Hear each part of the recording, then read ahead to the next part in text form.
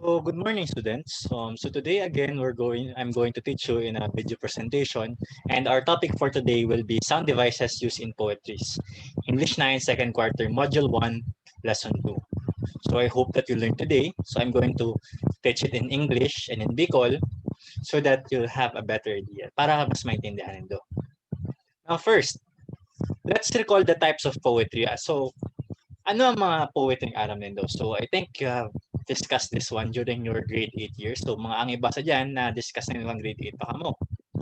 So this one. So we have first one, dramatic poetry. Dramatize action through dialogues or monologues. So this type of poetry is the one usually which is performed. So ini po ito mga pigpo-perform. Mga play, mga sa theater na poem style ang pagibo. So dramatic style.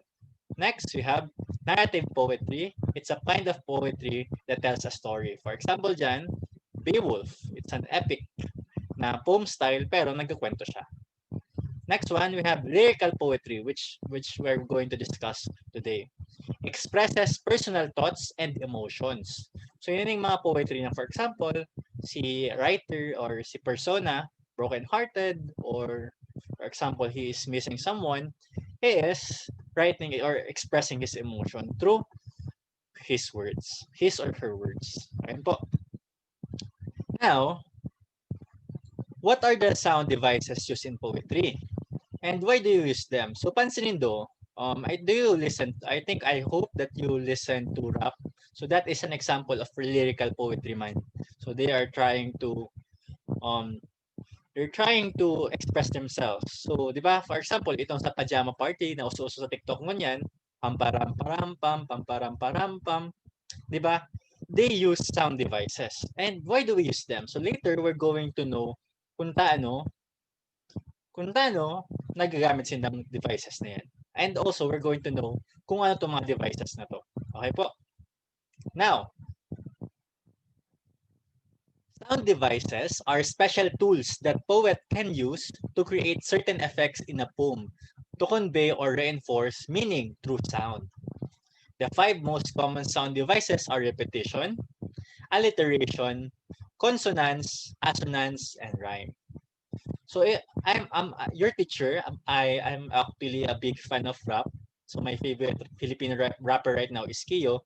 And pansin din dyan sa mga mga kanta ninda, kada ko silang sound devices na ginagamit. Ginagamit silang rhyme, assonance, and many more. So, yan. So, ang rap sa style man siya, garo man siya poem, nagamit sila para mas catchy. Diba? So, same goes with poem. Now, the thing that I just discussed is a man with a hole. It's example of a poem. It has a blank verse. It is a literary device defined as unrhyming verse written within iambic pentameter. In poetry and prose, it has consistent 10 syllables each line. So pansin do, kada linya ka may 10 syllables. Ano ang syllables ulit? For example, let's have banana. How many syllables do you have? Ba, na. It's the division of sounds. Di ba po? For example, let's have pineapple. Pine-apple. So that has 3 syllables. So each line consists of 10 syllables. Where unstressed and stressed syllables followed by stressed one, which are stressed out but does not rhyme. So ang stress, halangkaw ang, when you say stressed, your intonation or it's in a higher, you say it in a higher speed, so makusog ang voice mo dyan. Example, apple. Di ka man sabi, apple. The stretch one is in the right? 5 of which are stressed but does not rhyme. Now let's so why do we use this one? So basically everyone, they are used to make the poem more interesting and more pleasing to the ears of the speakers, di ba? Sa songs, pag may rhyme, pag may magay ng tunog, we'll listen to it. Like for example, mga kanta ni Mateos. If you listen to the song of Dudot and Mateos, there's actually a lot of rhyme there. So for like for example, Nadarang, rap of Shantido, there's a lot of rhyme there. So it's more pleasing to the eyes. That's why it's catchy. That's why it's famous. Okay. Use of sign patterns. So we have rhyme and rhythm. So let's first move on with rhyme. Rhyme is the repetition of similar sounds. Let me read the examples that I put.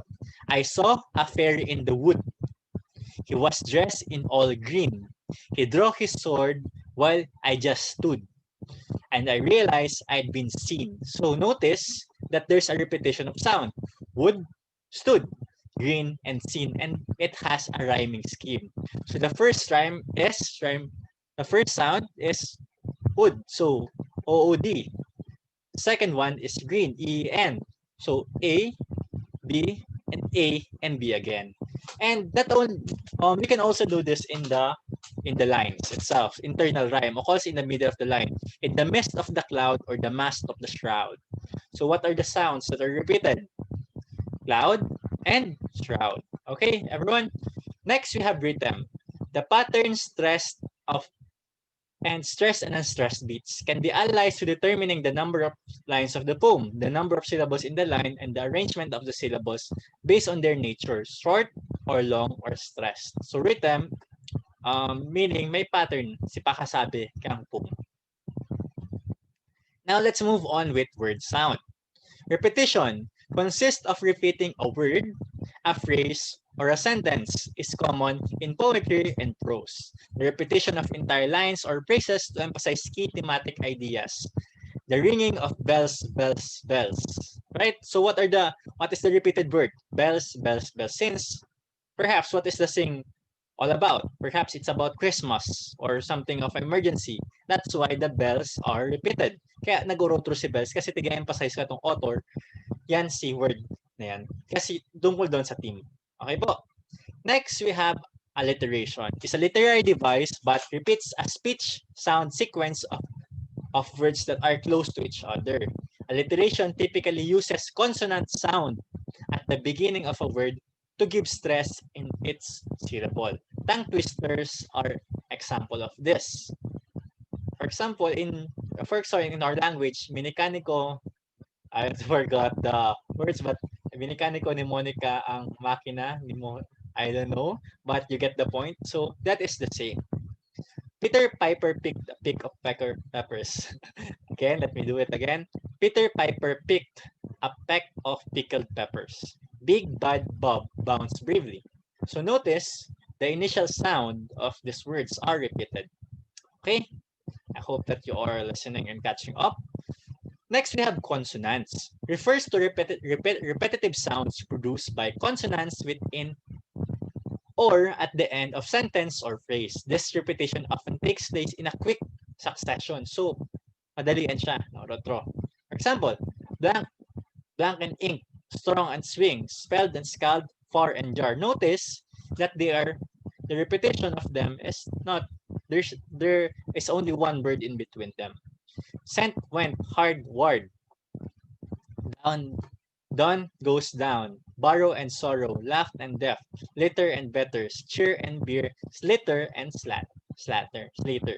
So yan. So napansin do? So that example of consonants. Next, we have example of consonants in a poem. And all the air a solemn stillness holds. All and still. So the sound of L is repeated.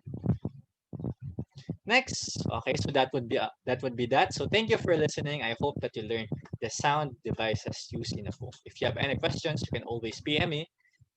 And yeah, thank you for watching.